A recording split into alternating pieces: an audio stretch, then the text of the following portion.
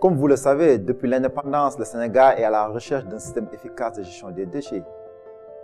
L'image, elle est là, elle n'est pas reluisante. À l'entrée de nos territoires et à la sortie de nos localités, c'est les déchets qui nous accueillent et c'est les déchets qui nous accompagnent.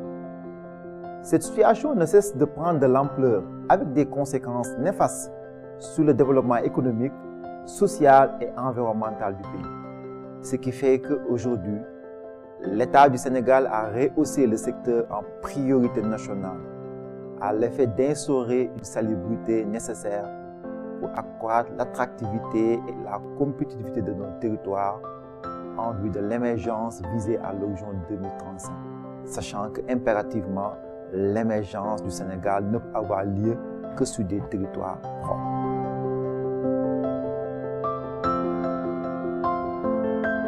Donc, pour prendre en charge comme ces nouveaux enjeux, il était attendu de l'UCG de mettre en place un système de management du secteur. Comme vous le savez, le management a deux piliers, la stratégie et l'organisation. C'est à ce titre que nous sommes investis pour formuler le plan stratégique pour une gestion intégrée et durable des déchets, qui aujourd'hui est le fondement du programme national de gestion des déchets, mais aussi à bâtir une structure efficace et performante.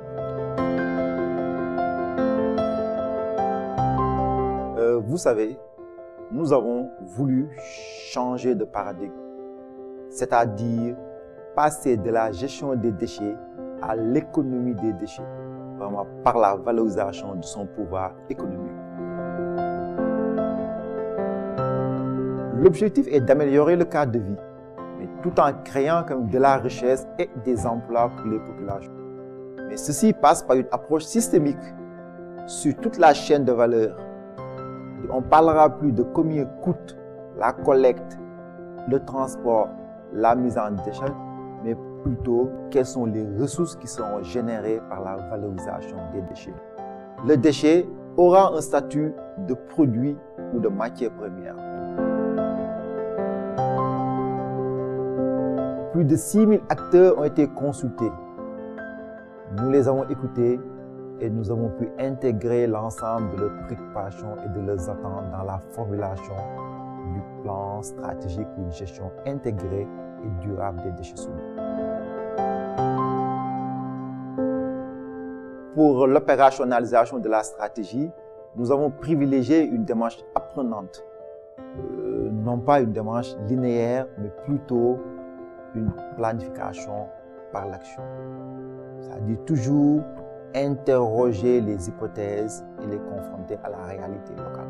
En d'autres termes, une démarche d'émergence pour l'atteinte des objectifs assignés.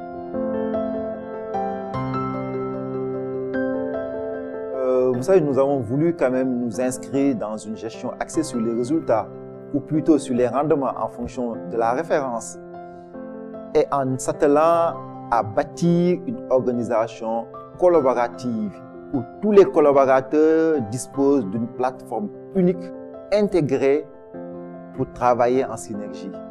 Ceci pour pouvoir être plus efficace, mais surtout plus performant.